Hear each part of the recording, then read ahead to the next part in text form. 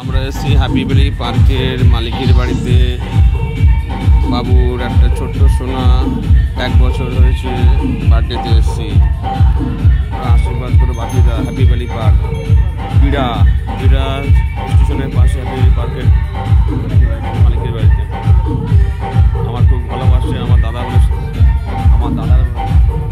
মেয়ের বার্থডেতে এসেছি।